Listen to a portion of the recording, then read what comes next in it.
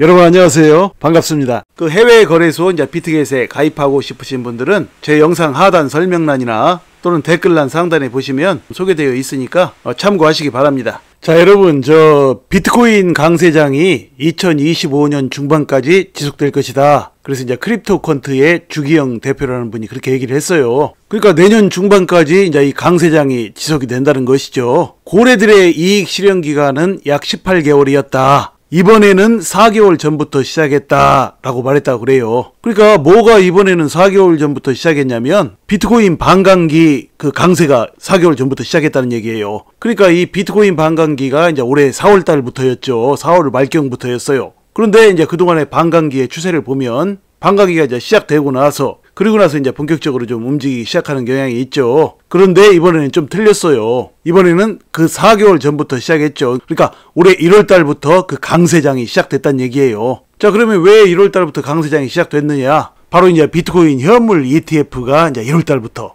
거래가 되기 시작했기 때문이죠. 그러니까 비트코인 현물 ETF는 역사상 처음으로 이제 시작된 사건이에요. 자, 그러다 보니까 이제 그 비트코인 현물 ETF의 그 이슈로 인해서 그러니까 이제 반감기 시작하기 전에 4개월 전부터 시작을 했으니까 올해 1월 달부터니까 그동안에 이제 그 비트코인 반감기가 1, 2, 3차가 있었고 올해부터 시작되는 게 이제 4차 반감기죠. 그러니까 1, 2, 3차 반감기에서는 그 강세장이 평균 18개월 동안 지속이 되었어요. 그러니까 이번 4차 반감기에는 4개월 먼저 시작했으니까 올해 1월 달부터 계산을 하면 그러면 18개월이면 내년 6월 달 그러니까 2025년 중반까지 이 비트코인 강세장이 지속되는 것이죠. 자, 그러나 이것은 뭐 통계이지 뭐 꼭 정확하게 18개월만 되고 뭐 그런 건 아니에요. 얼추 그렇게 된다는 얘기인데 그런데 말이죠. 중요한 것은 이번 4차 반감기는 18개월이 될지 아니면 뭐 24개월이 될지 36개월이 될지 얼마가 될지 아무도 몰라요. 왜냐면 사상 처음으로 실시된 비트코인 현물 ETF가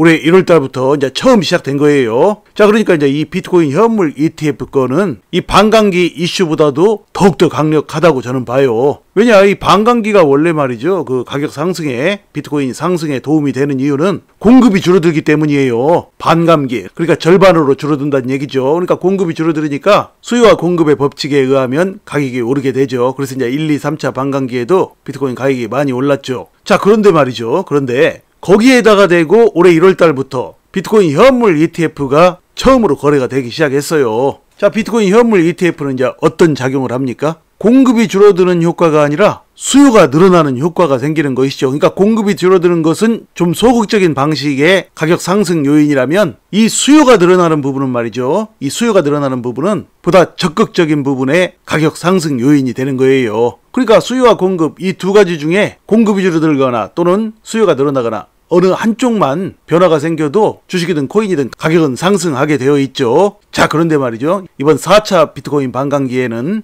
이 공급만 줄어드는 것이 아니라 이 비트코인 현물 ETF로 인해서 수요까지 함께 늘어나게 되는 거예요. 그러니까 공급은 줄어들고 수요는 늘어나고 이 두 가지가 함께 시너지 효과를 일으키면 1 플러스 1은 2가 아니죠. 1 플러스 1은 단순하게 계산하면 2가 되겠지만 시너지 효과라는 것은 그런 것이 아니죠. 엄청난 상승이 일어날 수가 있어요. 그래서 이번 4차 비트코인 반감기는 제가 보기에는 이 18개월이 아니라 그보다 훨씬 더 긴 세월 동안 이 암호화폐 강세장이 지속될 가능성이 상당히 높아요. 그렇게 되리라고 봐요. 자, 그 다음을 보시면 자, 가상자산 과세가 2027년부터 시작하는 것으로 이제 바뀌었어요. 그러니까 이제 2025년 내년부터 가상자산 과세를 실행하려고 했었죠. 자, 그래가지고 이제 이 암호화폐를 가지고 계신 분들은 이제 많은 걱정들을 했었어요. 뭐 세금 20%, 25% 뭐 이런 것을 어떻게 내느냐. 상당히 부담이었었죠. 자, 그런데 뭐 2년 더 늦어졌으니까 그만큼 이제 시간을 확보한 거예요. 근데 이 가상자산 과세는 말이죠. 잘 연기가 됐어요.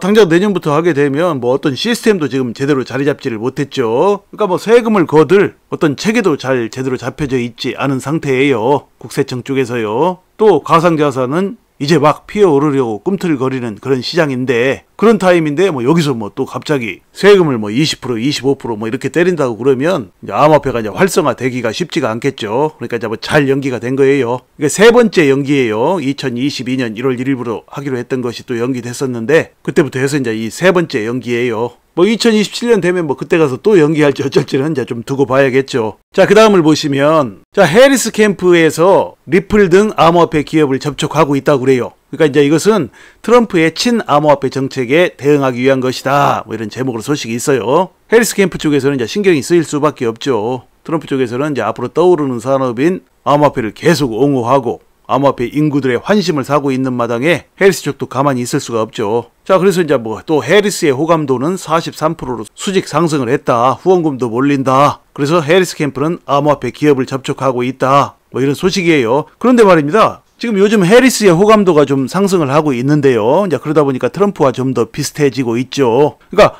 그동안에는 말이죠. 트럼프가 해리스보다, 그러니까 바이든보다 지지율이 상당히 높았던 그 여세를 몰아가지고 이제 해리스보다도 상당히 높았었는데 요즘 좀 비슷해져 가고 있어요. 대선은 항상 그렇죠. 그렇게 뭐 그 유권자들이 박빙이 되는 그런 상황으로 이제 포지션이 자연스럽게 취해져요. 자, 그런데 말이죠. 이 해리스 호감도가 높아져서 트럼프와 지금 현재 스코어와 박빙이 되는 이런 상황. 이런 상황은 말이죠. 지금 암호화폐 투자자들에게는 굉장히 좋은 상황이에요. 그러니까 이게 무슨 얘기냐면 말이죠. 지금 해리스의 호감도가 이전처럼 트럼프와 이제 큰 차이가 나서 해리스의 지지율이 떨어져 있는 상태라면 이제 해리스 측도 이제 어떤 자포자기 상태가 되어버리죠. 그래서 이제 이 해리스 측은 그동안 이제 바이든이 대통령이고 해리스는 부통령이고 했으니까 이제 바이든 정부 산하에서 게리 겐슬러를 내세워가지고 계속해서 이제 암호화폐 산업을 탄압하던 쪽이죠. 그렇기 때문에 이제 만약에 해리스가 지금 트럼프보다 지지율이 한참 떨어지고 많이 떨어지고 그러면 해리스 쪽에서는 이 자포자기 상황으로 갈 수가 있어요. 그러니까 그 상황을 뒤집기 위해서 뭐 트럼프처럼 암호화폐를 지지한다 뭐 이러지 않고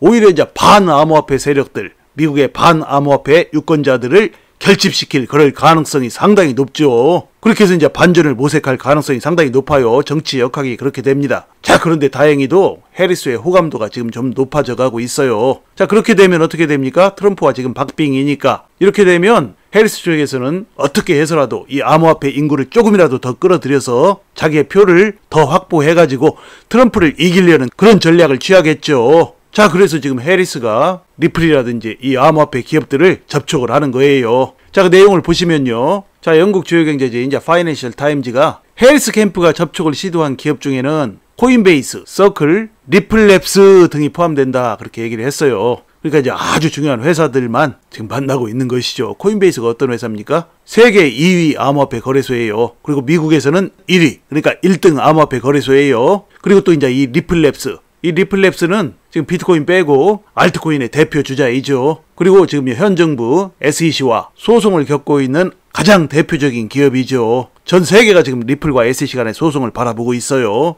자, 그래서 뭐 이것을 놓고 무슨 뭐 암호화폐 업계와 만나니까 뭐 기부금을 좀 받으려고 뭐 그러는 거 아니냐 뭐 그런 생각들을 할까 봐서 그것과는 관련이 없다고 지금 얘기를 했어요. 그 기부금과는 관련이 없고 궁극적으로 암호화폐가 자산 클래스로서 성장하기 위해서 필요한 규제 프레임워크를 만들고 그들과 건설적인 관계를 구축하기 위함이다라고 전했다고 그래요. 건설적인 관계를 구축하기 위함, 이게 아주 중요한 말이죠. 그동안은 건설적인 관계가 아니었죠. 뭐 계속해서 암호화폐 산업을 게리 겐슬러가 탄압을 하고 해서 이제 암호화폐 투자하는 사람들의 민심이 아주 흉흉해져 있는 상태이죠. 자, 그러니까 이제 건설적인 관계를 구축하기 위함이라고 한 이 표현은 아주 중요한 말이에요. 리플과 SEC 간의 이제 소송 문제가 아주 원만하고 부드럽게 해결될 가능성을 암시해주는 그런 말이에요. 자, 이렇게 암호화폐 시장은 앞으로 이제 투자하시는 분들이 앞으로 엄청나게 큰 수익을 거둘 만한 멋진 이슈들이 차고도 넘치고 있어요. 아마도 암호화폐 시장에 이런 멋진 기회는 또다시 오기 힘들지도 몰라요. 어쩌면 이것은 이제 암호화폐에 투자하시는 분들이 그동안의 인생을 바꾸는 마지막 기회가 되는 투자가 될지도 몰라요. 자, 그러니까 여러분 참고하시고요. 그 해외 거래소 이제 비트겟에 가입하고 싶으신 분들은 제 영상 하단 설명란이나 또는 댓글란 상단에 보시면 소개되어 있으니까 참고하시기 바랍니다. 부디 이제 여러분께서 이제 앞으로도 차분하고 지혜로운 투자로 앞으로도 여러분의 인생을 바꿀 만한 멋진 수익들을 내시기를 간절히 소망합니다. 자, 이야기를 마칩니다. 여러분 시청해 주셔서 감사드리고요. 항상 건강하시고 행복하세요. 감사합니다.